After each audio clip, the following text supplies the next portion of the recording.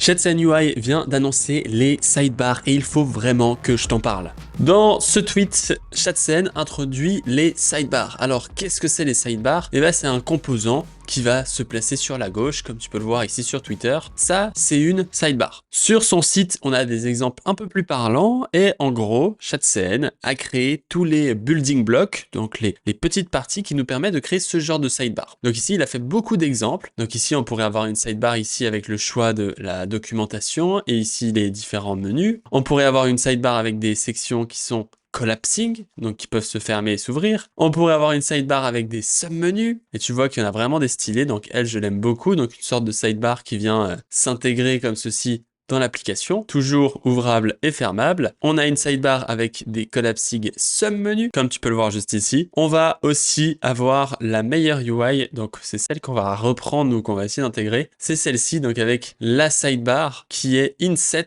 dans la navigation, dans la page qui est juste ici. Donc ça, c'est en gros les nouvelles sidebars. Alors nous, on va s'intéresser à comment ça fonctionne et comment tu peux l'intégrer dans ton code maintenant. Dans les components, il y a le nouveau composant qui s'est séparé des autres, ici sidebar. Et donc ici, c'est un composable, tameable and customizable sidebar components. Donc, il a construit plus de 30 sidebars et il nous explique un peu comment faire. Alors, la première étape, c'est d'installer la librairie. Donc, pour ça, on va copier cette commande. Et moi, tu vois que j'ai déjà préparé ici un petit VS Code. J'ai ouvert Node.js parce que je vais intégrer ces nouvelles sidebars dans Node.js après cette vidéo. Et dans cette vidéo, je découvre comment ça fonctionne. Donc là, on va pouvoir voir les changements qu'il fait à notre code. Ici, il nous demande d'overwrite les composants. Faut dire généralement non, parce qu'on veut pas override de tout, mais ça, c'est tous les composants qu'il a besoin avec la sidebar. Donc ici, il nous a créé un sidebar.tsx et un hook qui s'appelle useMobile, qui va nous permettre, j'imagine, de savoir si on est sur mobile ou pas. Une fois qu'on a ça, donc c'est marrant, parce que c'est le premier hook qu'il ajoute. À voir si dans le futur Shadcn viendra avec des hooks. Je pense que c'est clairement dans la tête de l'ami Shadcn. Et une fois qu'on a fait ça, on va pouvoir aller voir le fichier sidebar. Alors le fichier sidebar, il doit être niveau immaintenable assez élevé parce qu'on a beaucoup de code qui se produit là-dedans avec beaucoup de composants qui font beaucoup de choses différentes. Comme tu peux le voir ici, on atteint quand même un fichier avec 765 lignes de code en plus dans ton application. Donc voilà, ça fait toujours plaisir. Une fois qu'on a cette sidebar, on va pouvoir l'utiliser. Donc, ce qu'il a rajouté aussi, c'est dans global.scss, il nous a rajouté des couleurs pour le sidebar background. Alors, je sais pas trop pourquoi il a fait ça, pourquoi il n'utilise pas les thèmes de base, mais c'est pas grave. Donc, sidebar component, c'est structuré comme ça. Il y a le sidebar provider qu'il faut mettre au niveau de l'application entière, sidebar container, sidebar header, sidebar content, sidebar group, sidebar trigger. Donc ici, c'est ce que tu peux voir juste ici. Donc l'usage basique, c'est ceci qu'il faut mettre à tout prix dans un layout si tu utilises Next.js. Donc moi, je vais copier ce code et j'ai justement ici ajouté un layout avec ce code que je peux mettre juste ici. Donc ici, on peut voir que moi, j'ai juste pas de app sidebar. Donc on va pouvoir rajouter un composant ici dans celui-ci qu'on va appeler sidebar demo.tsx et dont on rajoutera le code après. Et ici, sidebar trigger, il a oublié de l'importer dans sa petite démonstration. Ça vous fera une belle pull request à faire pour l'ami. Ensuite, ici, dans app sidebar, on va aussi copier le code. Et comme ça, là, on va mettre ça là-dedans. Et une fois que j'ai copié ce code, je vais pouvoir supprimer cet import, l'ajouter ici et voir déjà le résultat, entre guillemets, de la documentation basique. Donc si ici, je vais sur mon application, on peut voir que maintenant, on a une sidebar qui s'est affichée là. On a un bouton qui nous permet d'ouvrir et de fermer la sidebar, comme tu peux le voir ici, et on a le contenu de la page principale qui se situe ici. Donc, app sidebar, pour l'instant, fait rien. Il affiche juste une sidebar avec une sidebar header qui est vide, une sidebar footer qui est vide, et un sidebar content qui est vide. Alors maintenant, ce qu'il nous propose, c'est de créer notre première sidebar. Et donc, pour faire ça, dans le sidebar content, on va pouvoir rajouter, comme ceci, des menus avec les items. Moi, ça tombe bien parce que si je me trompe pas, j'ai déjà des menus de ce style. Ici, si je vais dans navigation, voilà, j'avais déjà fait des menus comme ceci avec Organization Link. On va pouvoir essayer d'utiliser ça, comme ça on va customiser. Donc les organisations, c'est ce qui est dans Node.js qui permet de gérer les différentes organisations. Et on va essayer de faire une sidebar dans cette vidéo. Organization, donc ici je retourne dans mon application sidebar démo. Et là, de toute façon, on peut passer ce composant en use client et pouvoir faire Organization Link. Et comme ça, on a ici les deux types de choses qu'on peut faire. faire. Donc là, je vais copier tout ce contenu donc, dans un sidebar groupe. Et ici, on va pouvoir faire .map. Ici, link qui va sur ce code. Comme ça, je supprime ça. Ici, on doit rajouter key link.title, ça va très bien, et importer tout ce qui manque. Hop, avec mon petit raccourci clavier que tu retrouveras dans ma vidéo. Link.title, et ici, je peux faire link.link. Normalement, c'est juste link.links de item, et ensuite ici, il y a item.label que je peux mettre ici. Le href, ici, je peux mettre item.href. Ici, item.icon avec une majuscule et ici, item.label. Donc, tu vois que leur API, elle est très flexible. C'est toi qui gères ce que tu veux. Et donc, en faisant ça, on peut voir que j'ai une sacrée bad request. Ah non, maintenant, c'est bon.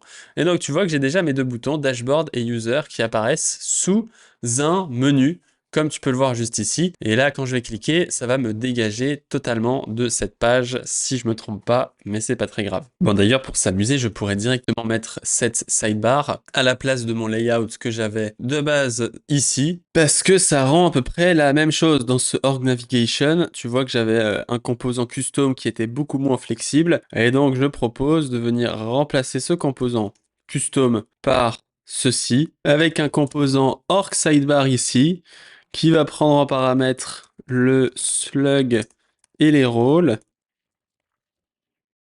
Et donc comme ça, après avoir refactor, tu peux voir qu'on a une bonne sidebar qui s'est déjà créée, avec ici les menus et les différents menus qui s'affichent de manière interactive. Donc on va continuer dans la doc, on a créé notre première sidebar avec nos menus, mais évidemment ça c'est que le début. On a le sidebar provider qui permet de gérer le state, et c'est pour ça que par défaut, on peut déjà ouvrir et fermer ce sidebar avec ce bouton. Donc ce bouton ici, sidebar trigger, on peut le voir que il est possible de le créer nous-mêmes parce que ce use sidebar trigger, qu'est-ce qui nous explique l'équipe? Donc ici, on peut changer la width de la sidebar dans les paramètres ou avec des CSS variables. Et on peut même définir un keyboard shortcut. Donc là, si on va voir dans keyboard shortcuts, et bah le B permet d'ouvrir la sidebar. Donc on va tester B, B, B, B, B, B, B, B, et bah ça ne marche pas. Ah non, c'est commande B, commande B. Commande B, ça ouvre et ça ferme la sidebar, du coup comme ceci, par défaut. Donc c'est pas mal. Notre sidebar, elle peut être rendue comme ceci, avec le side, qui peut être left to right, la variant, qui peut être sidebar, floating ou inset. Ah bah là c'est intéressant. Donc on va venir dans notre org sidebar, que j'ai créé récemment. Et ici, on va choisir la variant et on va voir les différentes variantes disponibles. Donc variant inset, par exemple, qui était la variante qui me donnait le plus envie. Je sais pas si ça va fonctionner. Ici, pour l'instant, ça fonctionne pas. Ah oui, donc quand on lui met inset, c'est très marrant ce qui se passe. C'est que ça vient changer le background de l'application entière. Ok, pourquoi pas? Et donc, j'ai pas très bien compris qu'est-ce que je dois faire après. Et donc, pour ça, qu'est-ce que tu peux faire? Bah, c'est d'aller dans le building block. Ici, on va copier la démo pour voir un peu comment il fait pour faire ça. Donc ici, dans App Sidebar, on voit qu'il y a tous ces fameux menus. Et ici, dans App Sidebar, on va pouvoir voir qu'ici, il ajoute la classe inset. Mais donc, qu'est-ce qu'il fait aux parents? Eh ben, il faut rajouter un composant sidebar inset. Ah bah voilà, c'est bon à connaître. Donc ici, on va venir rajouter ce composant sidebar inset. Donc ici, il rajoute ça, sidebar inset. C'est très très bien fait, c'est très intelligent comment ça a été construit, de pouvoir juste rajouter ce composant. Et donc, on va voir ce que ça donne. Ah putain, c'est stylé. C'est très très stylé. Alors ici, il y a une scroll bar. Tu peux voir que je ne sais pas pourquoi il y a une scroll bar, c'est peut-être à cause de mon code. Voilà, ce sera du debug. Mais ici, on a bien la sidebar qui s'affiche avec ce très beau style que tu peux voir ici avec ce sidebar inset. Je pense qu'on peut aussi regarder qu'est-ce que sidebar inset vient rajouter. Et donc ça rajoute un fameux composant. Et donc je pense que je peux lui rajouter des class names. Comme la class name que je verrai bien, c'est border comme ceci. Ça va rajouter un petit style peut-être. Donc, on a rajouté notre sidebar inset. Donc ça, c'est pour le style inset qui permet d'avoir en fait comme si la sidebar était un peu sortie de la page avec ce border radius qui est très joli. On a le collapsing of canva icon ou note. Alors ça, c'est très stylé. Donc collapsing, on va faire icon. Ça, c'est très drôle. On va aller dans org sidebar et on va faire collapsing icon. Et donc tu vois que par défaut, ça c'est très cheaté parce que c'est très chiant à faire. Et il l'a bien expliqué, donc il a vraiment dû gérer beaucoup de cas. Mais là maintenant, par défaut, quand on ferme la sidebar, ça nous affiche comme ceci les menus. Et tu vois qu'ils marchent toujours. Alors quand on clique ici, ça perd le state. Pourquoi ça perd le state? Parce qu'il a utilisé des A au lieu de link. Donc il faut juste modifier les exemples. Parce que s'il utilise des A, ça fait des refresh complets. Mais ici, maintenant, tu peux voir que quand je collapse, eh ben, on peut voir que la navigation, elle fonctionne bien. Alors, on a juste une margin top que j'ai pas dû gérer de toute évidence, mais avec les deux pages qui switch ici. Donc, on a aussi le use sidebar ici qui est exporté de notre composant qui nous permet de gérer tous les states et la sidebar header. Alors là, c'est ce qui est très intéressant parce que bah, moi, j'ai notamment un composant qu'il faut que j'ajoute dans ma sidebar header. C'est le choix de changer d'organisation. Et donc, normalement, ici, j'ai un composant org select. Et donc là, tu peux sans autre rajouter le composant org select. Alors que lui, tu peux voir qu'il prend généralement des paramètres comme ici. Il va nous prendre user org. Donc, c'est les organisations de l'utilisateur. Il va nous prendre current org slug. Donc ici, ça va être le slug. Et c'est tout ce qui va nous prendre l'équipe. Et on peut voir qu'en rajoutant ça, alors je sais pas pourquoi ça fait crash mon application chaque fois, mais on a maintenant le menu qui s'affiche en haut qui nous permet de choisir l'organisation. Donc là, je dirais qu'avec ces nouveaux styles, il faudrait que je modifie un petit peu ce class name. Ici, on va juste supprimer tout ça pour voir un peu ce que ça donne. Et donc voilà, là on a un exemple avec cette organisation slug qui va nous permettre d'avoir potentiellement plusieurs organisations. Donc ça, c'est tout ce que j'ai fait dans Codeline. Ça nous permet de gérer plusieurs organisations. D'ailleurs, je me rends compte que ça doit pas être moi l'admin de cette organisation. Ah non, parce que normalement, j'ai une organisation footer. Et donc là, c'est ce qu'il faut rajouter. Donc dans org sidebar, on peut sans autre rajouter une organisation footer avec ici un link. Donc c'est ce que j'avais moi. href org/slug/settings, c'est exactement ça. Avec un logo settings, un text settings, on rajoute ce settings. Pour avoir des jolis styles, on fait class name, bouton variant, size. Non, on s'en fout du size. On fait juste bouton variant comme ceci. Et à ce moment-là, on va avoir un bouton maintenant qui va apparaître en bas et on commence enfin à avoir une sidebar plus ou moins complète dans notre histoire. Alors, je dois faire une petite erreur quelque part, c'est que je dois avoir un composant asynchrone, voilà. Donc faites attention si vous avez des composants asynchrones et des use client, à chaque refresh de l'application, ça fait crash. Mais bon. Et donc maintenant, on a le settings ici qui permet d'aller dans les paramètres de l'organisation, parce que je me disais, pourquoi mon organisation n'a plus de photo de profil? Alors que dans ma boilerplate, normalement, il y a des photos de profil, voilà. Donc, il va falloir réparer quelques trucs, mais du coup, là, j'ai rajouté ceci. Donc là, c'est typiquement le genre de choses qu'on peut mettre ici, les paramètres, etc. Donc moi, j'avais fait une navigation multiniveau, parce que là, c'est tous les paramètres de ton organisation, donc c'est tout ce qui est admin. Mais on a du coup notre menu qui s'affiche ici. On peut voir que mon layout n'était pas adapté parce que lui, il centre verticalement. Donc je sais pas pourquoi il nous centre ça verticalement. Je pense que ce sidebar... donc voilà, après il faut jouer avec les trucs. Mais que ici, ce sidebar inset, pour l'instant, il veut pas se prendre en 8 full. Et il doit avoir des display flex à la con. Tu vois, flex, flex call, BG background.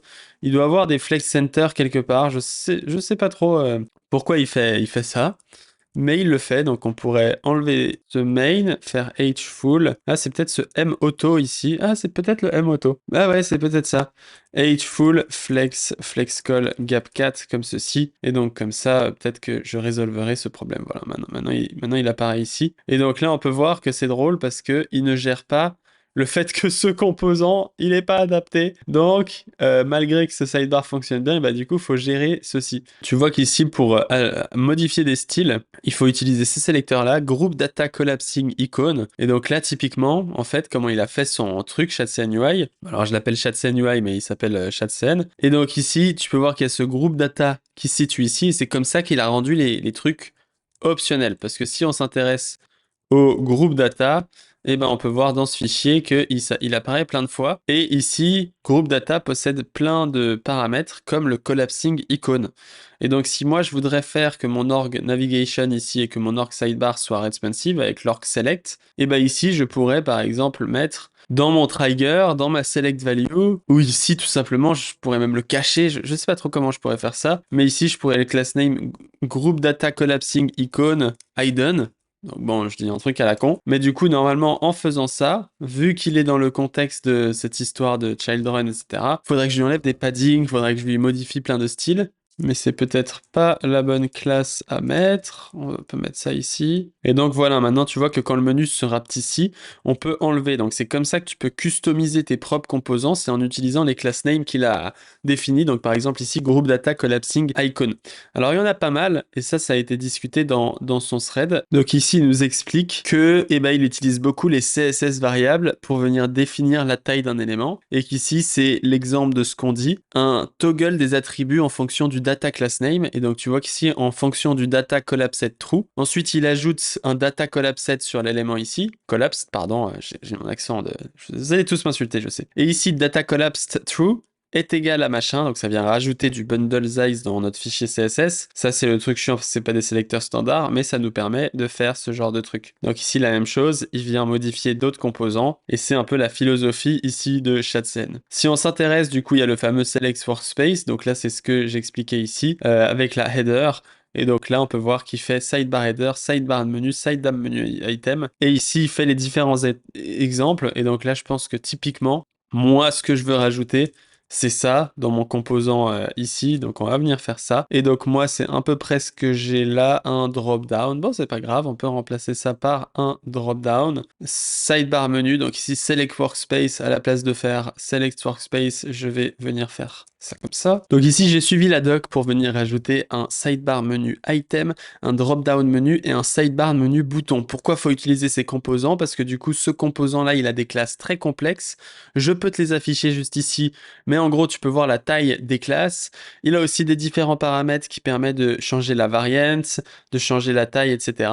Et du coup, ce grand menu, ces grands paramètres, eh ben, ils viennent définir notamment les collapsables. Ça va permettre de faire fonctionner ce qui ne fonctionnait pas avant. Donc quand j'ai fait tout ça, on peut voir que maintenant ça s'affiche comme ceci et qu'il y a encore une fois 25 erreurs à la con qui décident de s'afficher. On va résoudre ce problème-là. Et donc c'est à cause de ce menu, drop-down menu item, qu'on va rajouter juste ici, qui nous a tout cassé. Il nous a fait cette belle erreur. Et donc là, on peut voir qu'on a à peu près la même fonctionnalité. Alors on a juste attention, parce que tu vois que là j'ai utilisé le asChild. Et donc il faut bien mettre ici les mêmes paramètres. Donc ici with full, comme ceci, afin de s'éviter des petits problèmes. Et donc ici, on a l'organisation. Donc il faudrait aussi que je rajoute ici inline flex gap 2 item center pour ajouter un petit peu d'amour. Et donc ici, on peut voir que maintenant on a ce bouton. On peut customiser les boutons. Donc je l'avais vu avant avec ici par exemple variance. On pourrait faire le variance outline pour avoir ici un bouton qui est plus visible qui nous permet de changer l'organisation. On a aussi l'image ici qui se squish un petit peu.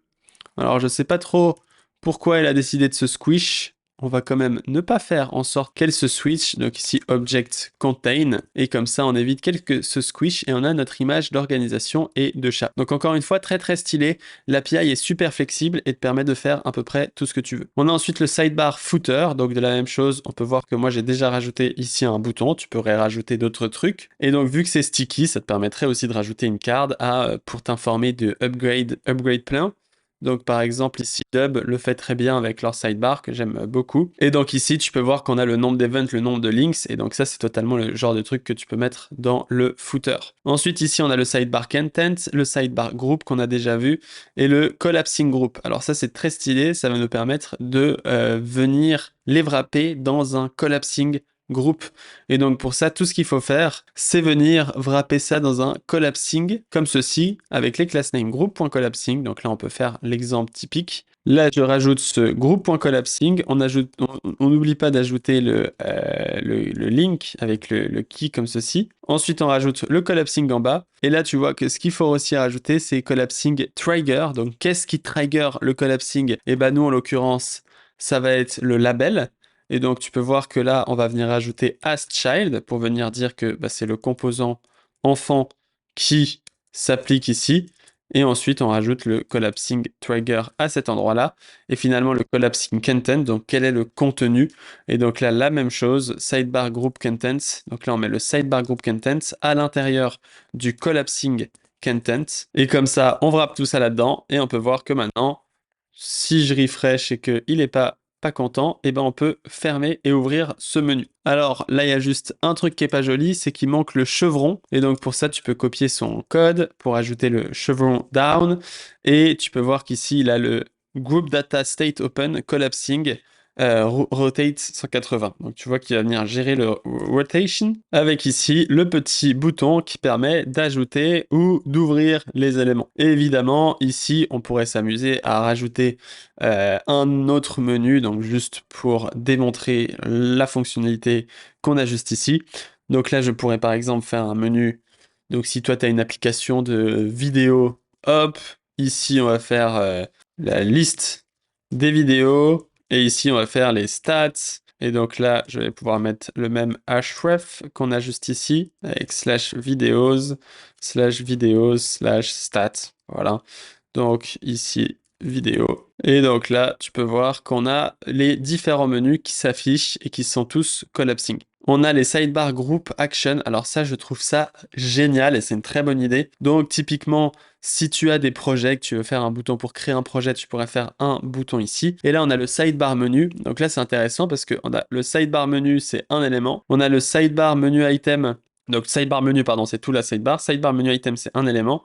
Sidebar menu button, c'est le bouton qui est cliquable. Et sidebar menu action, c'est une action que tu peux rajouter en plus. Donc typiquement, dans ma liste ici, on pourrait venir à n'importe quel élément. Donc là, on pourrait créer des éléments spécifiques pour notre use case en dessous. Donc tac, là juste pour la démo, on va enlever ça et on va enlever le collapsing trigger. On va avoir un sidebar menu item. Donc ça, c'est l'item dans la liste comme ceci, donc qui va être dans une plus grande liste, etc. Ça, c'est sidebar menu item. Ensuite, on va avoir le sidebar menu button, c'est le bouton principal qui va être affiché ici. Et ensuite, on va avoir le sidebar menu action qui va être un petit bouton qui va s'afficher ici. Et donc, ici, en faisant mon code là, eh ben, on peut voir qu'on a le item ici qui fait une list user et l'action qui create user. Et comme ça, tu vois, tu as un petit bouton là.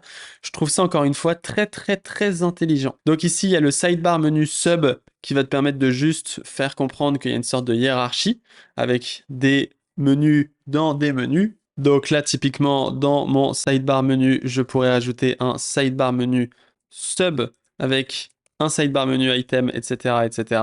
Et donc là, dans le bouton, parce que si on n'ajoute aucun contenu, ça va pas être joli, mais on va faire submenu 1 et ici submenu 2. Et donc là, normalement, évidemment, à chaque fois ça crache, on a maintenant un bouton et dessous des submenus.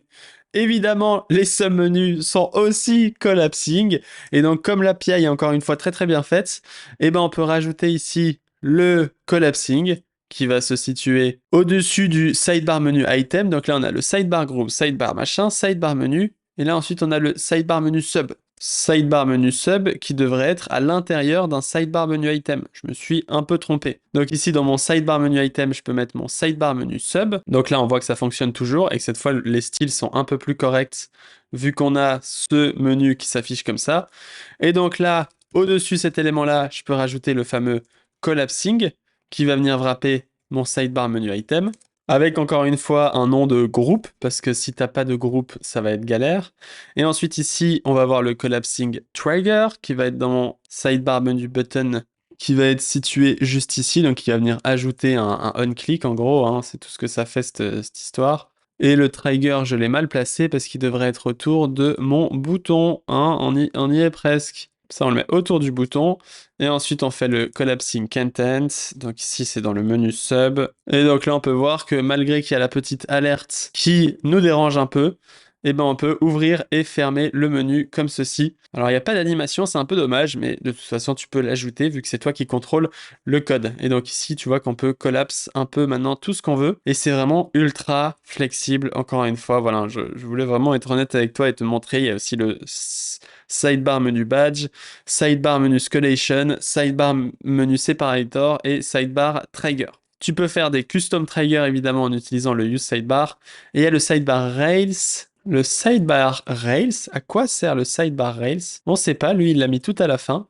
On peut mettre un petit sidebar rails pour voir ce que ça fait. Ah, c'est trop bien, regardez. On a le bouton sur la sidebar comme ça, tu vois que je peux cliquer ici pour l'ouvrir et le fermer. Donc ça, c'est top aussi parce que c'est assez intuitif et ça permet de pas trop réfléchir. Donc là, après, il nous explique comment on pourrait fetch des données ou utiliser des server components pour gérer de toute évidence tous ces détails. Et voilà pour cette nouveauté des sidebars, c'est assez fou.